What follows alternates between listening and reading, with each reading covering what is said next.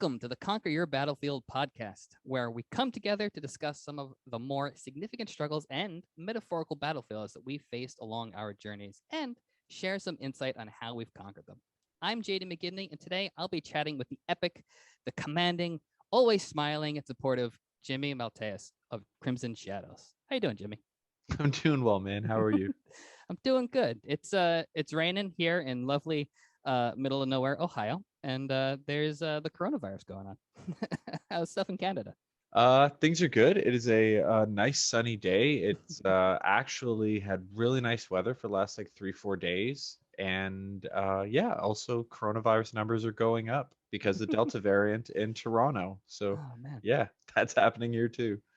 I know they're supposed to be like labeling everything after like in like the Greek alphabet, but I just something deep inside of me just thinks that they're just naming it after like the airline, just because it's Delta. Specifically, yeah. No, I haven't had the pleasure to fly with Delta, but I have Oh, heard stories. you don't need to. I'll take your word on it. So today we're going to be talking about anxiety. According to the ADAA, anxiety is the most common mental disorder in the United States, affecting 40 million people, or about 18% of the entire population annually. Globally, anxiety affects about 284 million people every year, which makes it the most common mental disorder in the entire world.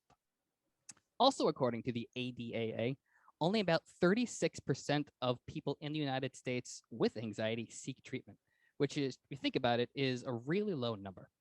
Uh, Jimmy, speaking to you privately in the past, we both talked about our experiences with our own struggles with anxiety and how we've shared similar dispositions to the seeking of professional help. So, what is it that finally convinced you to face your personal struggles head on? I don't know. I guess like anybody really comes to a point really, it's like I wouldn't say it was like a rock bottom or anything like that. I was lucky enough not to experience anything like that, but I guess like I just had a moment of just being really upset all the time about things I couldn't control, and I would just like they call it catastrophizing, where like you kind of like think about one bad thing and then it kind of just like steamrolls into a whole bunch of other stuff. And when You kind of you just make kind a of giant ball of catastrophe. yeah, yeah, you lose sight of like what was originally bothering you, because now you're like, oh, but then there's this, and then there's this, and then there's this. But regardless, I've always done this, and I mean like I'm in my late 30s, and I've been doing this for at least 20 years, probably longer. But on for the point of like actually like going to therapy was, there was just like a moment of like just getting fed up with it all and just thinking like there's got to be a better way. Like there has got to be, I know that there are so many people who go through life who don't deal with this type of stuff, and honestly there's got to be a better way to go through life, to not thinking about this. And I don't really have an ego with like that type of stuff. So I understand like what you were saying earlier, that like lots of people don't seek help. Obviously there's like, whatever people's feelings are about like the whole medical field and stuff like that. But also I think a lot of it has to do with ego, where it's like you don't, I can control me. I don't need someone else to control me. But I, I don't have a problem with that type of stuff. So I just, yeah, I went online and tried to find a psychologist that was good for me, and I just went from there. I mean, that's it. It seems like you're very you had a very self-aware moment, like a moment of clarity, just kind of like, especially after 20 something years, or like basically your entire adult life, being a very certain way, that you were like, maybe there's something that I can do to change this, because you realized you weren't happy in the way that you were like behaving and reacting to things. Yeah. And there's a book that I read. I think I mentioned it to you when we first started talking, called Unwinding Anxiety, and that's one of the first things that they bring up in the book is learning to be self-aware, and it's like recognizing when you're in those like anxious stages, or if you're like feeling uh like angry, you feel like some sort of like intense anxiety related emotion, to kind of stop yourself, be aware of it, and kind of make a note of how you physically feel, how you mentally feel, and kind of just go from there. And like that kind of gets the ball rolling. And it sounds like you were able to do that, by yourself. Yeah, yeah, it was it's like I said, usually like when the anxiety like actually hits and stuff like that, you're really just hyper focused, you're in the moment, Mm. and you're I would argue that you're having a panic attack. Like when you're really really anxious, like if you think about like the symptoms you get when you have a panic attack and think about like 100%. how you act when you're really really anxious, you're probably having a panic attack as well too. So to say that like Definitely. you have the capacity to think clearly when you're having a panic attack is that's You definitely, illogical. you Yeah, can't. it doesn't happen. It doesn't happen. 100%. So like, however, when you're on the come down of that panic attack, like when you usually it's like feelings of like guilt and stuff like that, like afterwards, like when you look back on it, you're like, God damn, I'm such an idiot or something like that. But in part of like that come down, part of it was like a thought of, God, there's got to be a better way of going about this. Like it's just because like you keep doing it yourself, you try different ways in yourself, but at the end of the day, I came to the conclusion that I couldn't figure it out myself. So yeah. Yeah. And I think that's, speaking from a personal perspective and talking to other people in general and just like reading interviews or just like, hearing, word of mouth. I think a big issue that a lot of people have when it comes to seeking the help of a professional is like there is that bit of like you said, like an ego thing. There's a stigma against going to see somebody and admitting that like there's something wrong that you can't fix on your own. And like Especially in metal. especially in metal, which is weird because you know it's such a supportive community. I don't know, like I'm assuming that Yeah, yeah, yeah. I mean, obviously, of course, like metal's like super supportive, but it's also about like being tough and yeah, it's like like I don't am be a pussy. strong, Yeah, I am the one, like yeah. tough guy shit, and stuff Vikings. like that.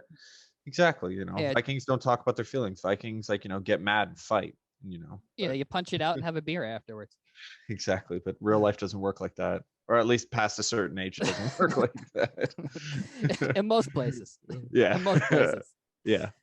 First rule of Fight Clubs: you don't talk about Fight Club. What are we even talking about? What are you talking Exactly. about? What? Yeah. So I definitely think that that stigma of against it, like if you admit that there is something wrong, that you need help, the stigma is that like, oh, like there's something wrong with you, when the truth is that it really isn't. I was reading another statistic earlier that I think it was in Canada. Um, by the age of 40, I think it said, or something like that. I could be wrong.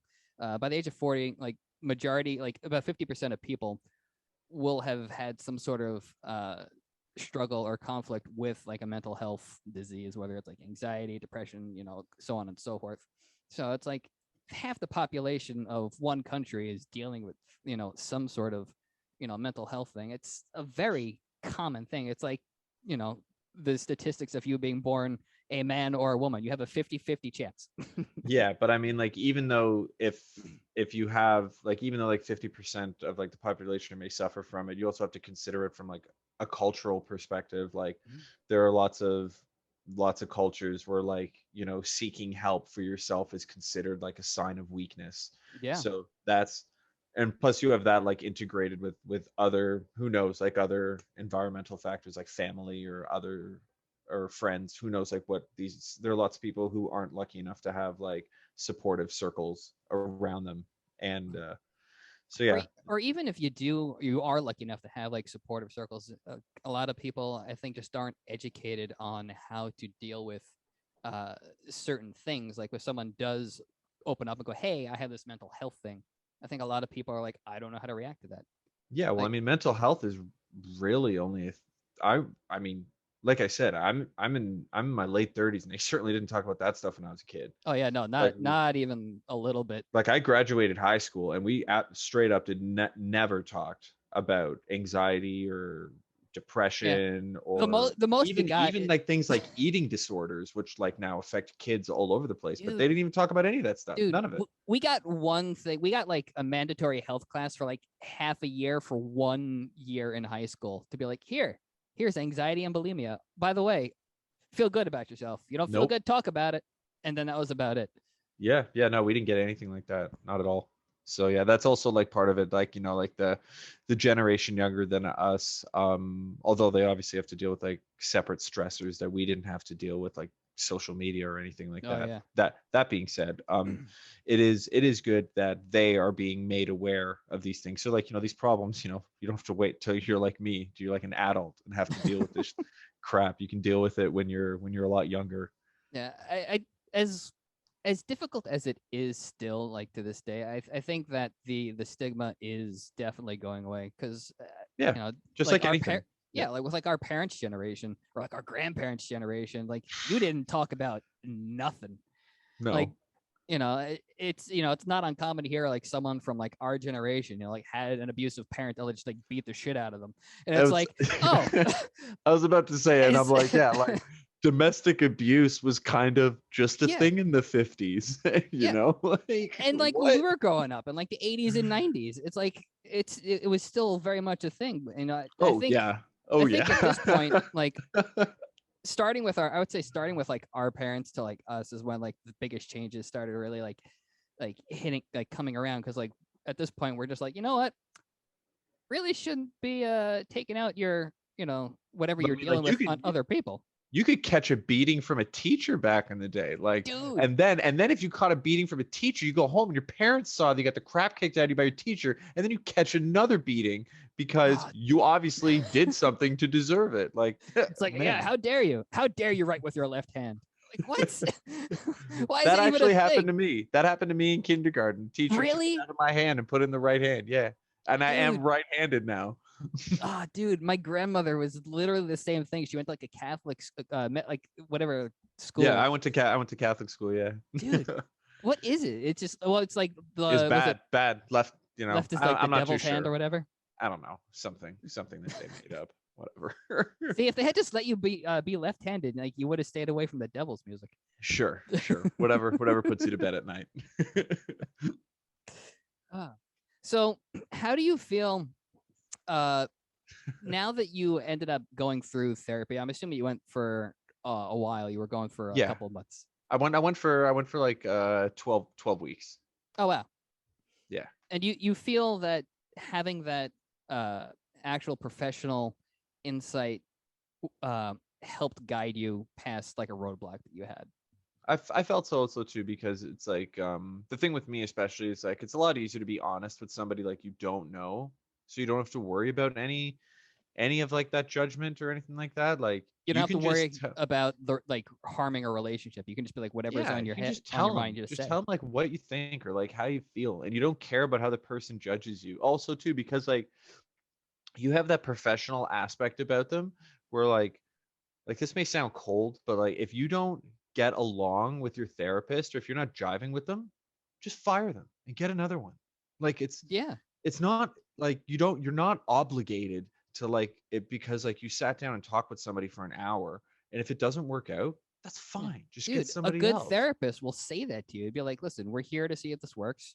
Like, But some people, they just feel like, like they feel like the inner obligated. pressure, exactly. And and if they have like a non what am I thinking of? Like a non-confrontational Mm, personality. They kind of just like always go with the flow type thing. they don't want to reject somebody. Yeah, exactly. So like, but I mean at the end of the day, like yeah, I had to message like five different people, like a couple of them just like outright told me that they're like, "Oh, tell me like what the issue is." You write it in like an email and you wrote like two paragraphs to these people, and they were like essentially like, "We don't deal with what is ailing you." And I was like, "Oh, That is okay." interesting. I was not aware that that was a thing that people could say, but okay, I appreciate you telling me instead of like wasting my time, right? But then again, I did more research into like cognitive behavioral therapy and like um there's another one called like ACT as well. AC uh, yeah, I don't remember what the other one was, Yeah, because yeah. cognitive behavioral therapy is basically S- s- recognizing the behavior and like retraining yourself. Yeah. Essentially, it's like I said how before, where like you can't really control how you feel like during like a panic attack, but Mhm. like when you analyze it after the fact, you can use cognitive behavioral therapy to realize, okay, like that was my trigger. My mind immediately went to this, and then I catastrophized this thought, and Yeah. then this is where I fell down like the slope. This is like where I got really pissed off and stuff like that. And then you look back on it and then you're like I really shouldn't have done that. But Well, you know, at the beginning, you said that you were dealing with anxiety, and then what you first identified as anger issues, yeah, but I it was just wasn't. pissed all the time. So what was it exactly that you were turning into just anger? Um, general, like when things didn't go my way, like whenever I would it's like I would unconsciously plan things in my head the way I wanted them to go. And if they didn't go that way, it wasn't always one thing, but like like I said, it could be like something like so dumb as like, oh, I'm trying to go into this place and this person like slammed a door in my face or something like that. And you're like, okay. And then you could be driving and then like it's not the first person that cuts you off, but it's like the fifth or sixth person that like sends you over the edge, like type thing. Gotcha. Where I just I was just angry all the time. And then my anger was I was actually like giving myself like panic attacks. And Just from like little things setting you off. yeah, like little things setting me off. But like, I mean, there has to be like a point where like if you get set off like 6, 7 times in a point of you being awake for, 15, 16 hours in a day, like, come on, man. Like there's gotta Yeah. be a better way of like doing this I mean, they type of have stuff. those like the monks that kind of just like are happy and like Yeah. meditating all the time, right? Yeah, exactly. That's yeah, give me what they got type stuff. Like that's what I want. I want that Zen type stuff, but it does not work like that. Right. So, what is it that you feel has helped you the most? Like, besides obviously getting the help of a professional and doing like your own research, but what physical like practices that you been implementing since? I'm a lot I'm starting to get like a lot better at realizing what my triggers are of things that really like make me upset and stuff like that. And immediately as soon there are certain things like specifically as soon as I feel myself, I've kind of trained my brain to just be like, hold on a second and just stop, take a quick breath, analyze the situation. Does this really matter? Like, certain things are like problems, problems that like, um, it's maybe like kind of like a weird phrase, but like if a problem doesn't, how is it? Sorry. If it's not a problem tomorrow, is it worth worrying about now? I like Type that. type thing. So like, the person like cuts you off and yeah, it sucks. And yeah, it pisses you off. And yeah, that person like put your life in danger. Like be real with yourself. Are you going to remember it in 5 minutes from now? Most Probably likely not. not. Yeah, exactly. So like just let it go. And honestly, that's the big ego thing that I had a problem with was like letting it go, especially by being a confrontational person in my younger days. When stuff like that would happen, would you hold it like as a personal attack against you kind of a thing? Sometimes, yeah, I would definitely like it's like you have like the intentions of others. You they you're just perceiving a situation, but you've applied intent to something where it's like I think there's like a phrase like don't confuse maliciousness with stupidity. Like Mm. sometimes be like, this person's out to get me, and you're like, really? Or were they No, they're just like just not paying? dumb. Yeah, like were they just like kind of dumb and just like not paying attention? Like it's really not Yeah. personal type stuff like that. And that took me a while because like yeah, everything is like a personal attack. Everything was like setting me off. So Yeah, I totally I understand that. yeah, When being in a band and whatnot, like you guys are, obviously when COVID's not around, you guys are like on the road quite a bit, and that's obviously like how you and I met was on tour. yeah. Did you ever feel that that like those kind of like feelings ever like showed up on the road or like got in the way or hindered, the band dynamic or hindered just tour life in general? I would I'd say so. I think for me personally, like I would notice moments where I was a lot more irritable. But I mean, like, you're on the road, you're sleeping in a van, you haven't showered for a few days, you're not eating the best meals or getting steady sleep. So Especially yeah, if you're touring in the United States and it's just fast food everywhere. yeah. Well, it's not really that much different from Canada. Canada just has much longer drives in between places. And you have poutine everywhere. Yeah, mostly now. Yeah, it's a lot more widespread. So that's good. That'll keep you. So That'll good. that'll keep you some sustenance. It'll keep you But alive. Food of the yeah, gods. but yeah, no, I would definitely have like retrospect moments of like looking back on it. We're like, yep, I was definitely the asshole there. Shouldn't, or like, definitely ran my mouth off here when like I shouldn't have. Like, wasn't anything that would ever get me into like any physical problems or anything like that. But it But it was was like more a so, situation where it was still yeah, it like was I a was verbal fucking wrong. conflict. I was definitely wrong. I was definitely wrong. And I should have it shouldn't have got to that point, but it did. So, So after coming to the realization of like what was really going on, and like realizing that a lot of this was just learned behavior from whatever instigated the lesson for you to like pick up those traits, mhm. from like when you were a child. have you felt have you approached people like your loved ones, your friends and whatnot, to be like, hey, you know and like kind of like opened up about it, to be like, hey, like, I understand this is really what I was doing, like this is me kind of having like an awakening. Have you had like that heart to heart with them? Yeah, yeah, no, like I'm still I'm always working on myself and always trying to just be a better person than I was before, which, some days I'm better at it than others, but not really. I'm not really the type to just volunteer that type of information just out, but if I do notice people struggling with certain types of things, or if somebody is feels comfortable enough to open up to me about stuff like that, then certainly I'll be like, yeah, I've been there too. Yeah, I've done it.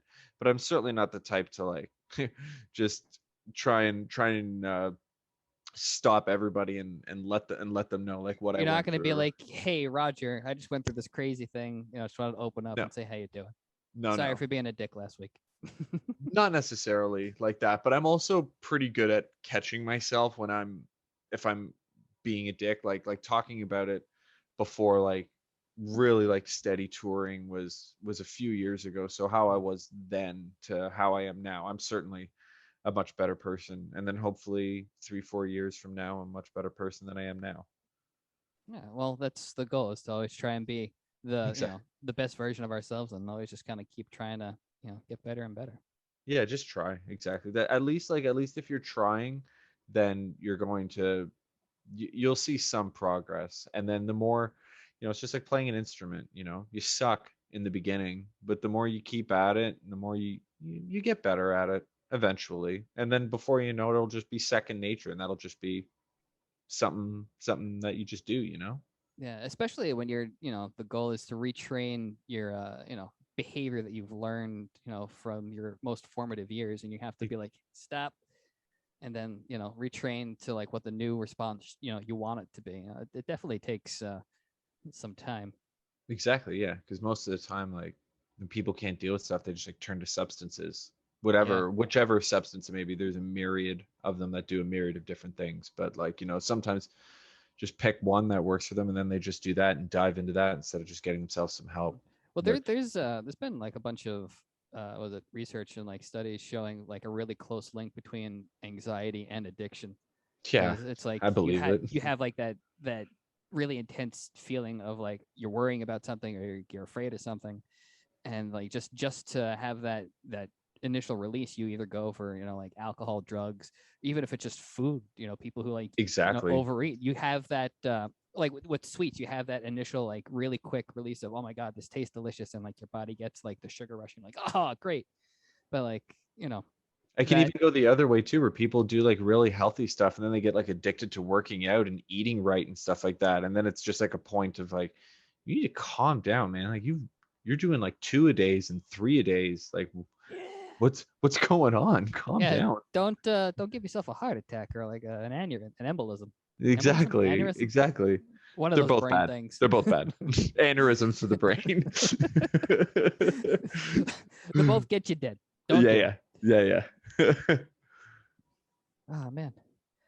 Well, yeah. Well, thank you so much, Jimmy, for taking the time to sit down, and chat, and share some of your, the deep insight of some of your journey.